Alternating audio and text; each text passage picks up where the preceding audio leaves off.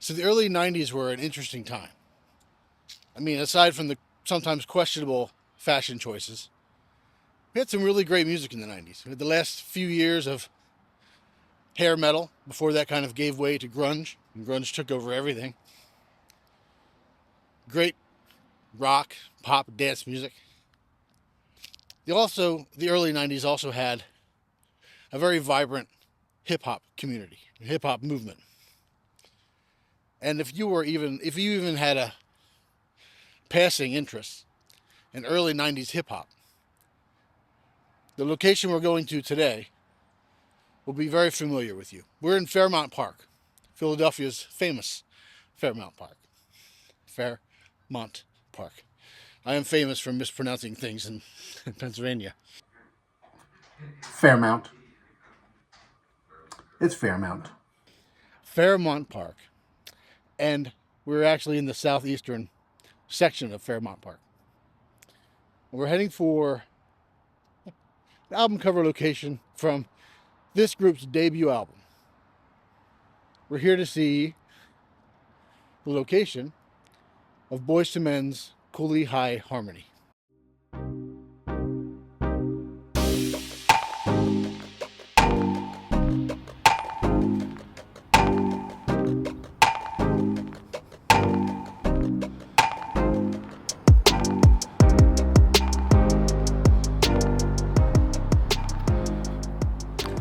So as I mentioned, Cooleyhighharmony is the debut studio album by Boyz II Men, and I know I said they were hip hop. I know I mentioned hip hop. They're not really hip hop.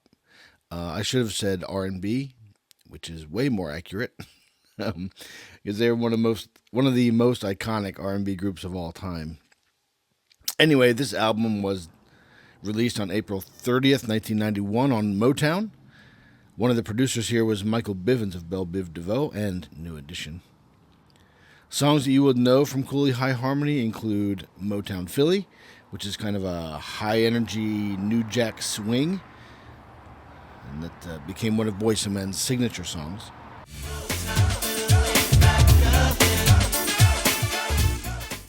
Also, It's So Hard to Say Goodbye to Yesterday, which is kind of a heartfelt a cappella ballad. It's so hard to say goodbye. Please Don't Go, which is a smooth love song, kind of showcasing the band's harmonies.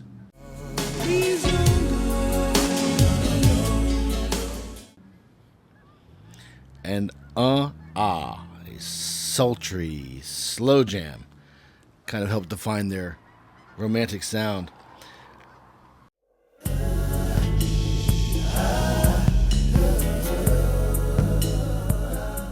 Anyway, this album was a huge success, sold over 9 million copies in the United States, won a Grammy Award for Best R&B Performance by a Duo or Group with Vocals for I find that hard to say for some reason. I don't know. Anyway, the album was re-released in 1993 with additional tracks, including their big hit, End of the Road, which is one of the best-selling singles of all time. The photographer who took the picture for this album cover was Butch Belair. He's a Brooklyn-based photographer who did a bunch of other album covers, including Usher's My Way and the Notorious B.I.G.'s Ready to Die. So this monument is called the Smith Memorial Arch. It's built to honor Pennsylvania's military and naval heroes from the Civil War. Funded by Richard Smith, a wealthy Philadelphian. He left $500,000 in his will to create this monument. Construction began in 1897 and was completed in 1912. Notable figures here depicted: Abraham Lincoln is in the central relief area. Major General George Gordon Meade, who led the Union forces to victory at Gettysburg. Admiral David Dixon Porter. Major General John Fulton Reynolds, and Major General Winfield Scott Hancock. So this arch, which is not, I don't know, really consider it an arch, but I guess it's two little arches, maybe. situated at South Concourse Drive, right near Memorial Hall.